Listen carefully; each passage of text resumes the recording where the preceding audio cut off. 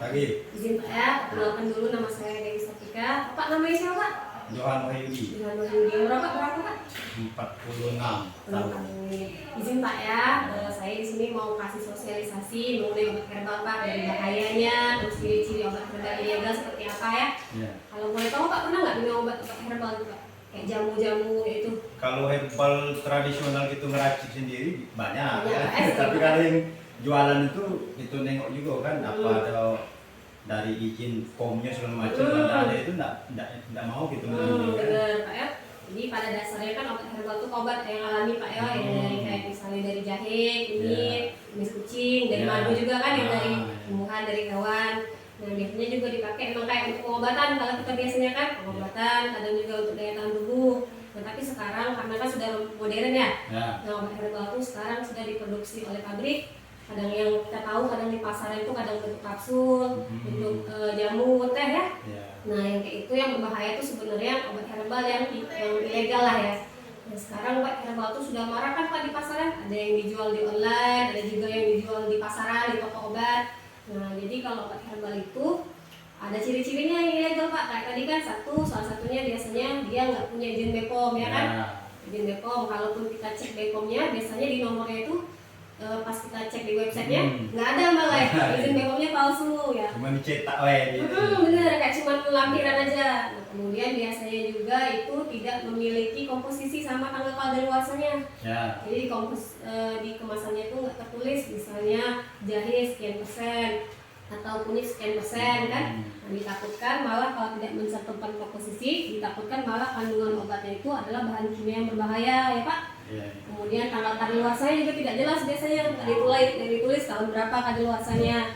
Nah, kemudian biasanya juga diklaim bisa menyembuhkan berbagai penyakit. Nah sering itu kan Pak, kadang misalnya obat ini, jamu ini bisa menyembuhkan stroke, diabetes, gagal ginjal ya, segala macam penyakit. Benar. Jadi segala satu obat bisa semua penyakit. Nah, kemudian biasanya dijual secara daring. Nah, daring itu maksudnya jual online kayak di Shopee, TikTok. Ciri-cirinya sama kurang lebih yang ilegal tadi, kalaupun dijual di toko ataupun di online ya kurang lebih sama kalau yang ilegal, kayak nggak punya izin BPOM, kemudian klaimnya berlebihan. Terus biasanya juga nggak ada nama produsen atau PT-nya Pak, nggak ditulis. Misalnya kan kalau yang di toko tuh PT sudah muncul, yang kita tahu Pak ya. Nah biasanya kalau ilegal tuh nggak tertulis biasanya. Kemudian bentuk, warna, dan rasa yang mencurigakan. Kalau biasanya ini kadang warnanya terlalu mencolok atau baunya terlalu menyengat, rasanya terlalu tajam Pak ya. Dan biasanya juga dikarenakan bahan kimia di obat tadi. Nah, kemudian dikemas secara tidak profesional. Nah, ini maksudnya kadang cuma dikemas kayak kantong plastik bening atau botol-botol kecil, biasanya itu juga ilegal. Kemudian dijual dengan testimoni palsu. Nah ini kadang suka testimoni dari WA ya Pak. Nah, saya kadang yang bisa sembuh dalam 3 bulan kadang. Itu biasanya testimoni palsu. Kemudian dijual dengan harga terlalu murah, kayak misalnya kadang 20.000, 25.000 kadang cuma ya. Itu biasanya ilegal juga. Nah obat herbal ilegal ini yang bahaya sebenarnya efek sampingnya Pak. Ada yang efek jangka panjang ya, ada jangka pendek juga. Nah kalau yang jangka panjang ini yang berbahaya juga, biasanya bisa merusak hati dan ginjal. Sering mungkin Bapak lihat kalau di masyarakat kan sudah minum obat herbal badan jadi kuning atau kakinya bengkak. Itu biasanya dikarenakan dari penumpukan obat kimia tadi yang menumpuk di ginjal sama hatinya. Kemudian biasanya juga ada gangguan pencernaan, mual, dan alergi berat. Alergi berat ini bisa jadi sesak napas dari minum obat tadi, atau juga badannya lebam-lebam. Itu biasanya juga reaksi alergi. Kemudian biasanya interaksi berbahaya jika dikonsumsi bersama dengan obat dari dokter. Nah ini kayak misalnya kasus yang sakit yang kronis, misalnya dia udah diabetes nih, minum obat dari dokter rutin, terus tiba-tiba minum obat herbal. Nah itu bahaya juga. Takutnya malah kandungan tadi memperparah penyakit.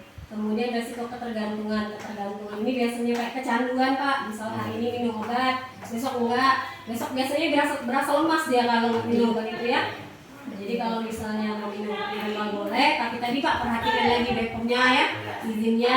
Terus juga kalau bisa belinya di toko resmi kayak di apotik, ataupun kalau beli online di toko resmi ya Pak. Nah, terus tuh kalau sampai sini Bapak ada yang mau ditanya? Boleh kalau mau tanya Pak? Gak ada? Tanya kan?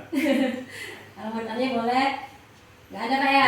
Cuman masukan Pak ya, jatuhnya macam yang apa lembaga-lembaga resmi kan sudah tahu yang itu ilegal ya cepatlah dianukan diantisipasi baru kan. Depok, Pak, ya? Iya, kadang-kadang kan kita ini kan sudah terlewat dulu, sudah ada kejadian baru ada Ya, reaksi. sudah viral Pak ya, Iya. baru tahu Iya. mungkin kayak gitu, mungkin kayak Karena dari kan pemerintah juga kata sebenarnya. Masyarakat ini kan beda-beda sih.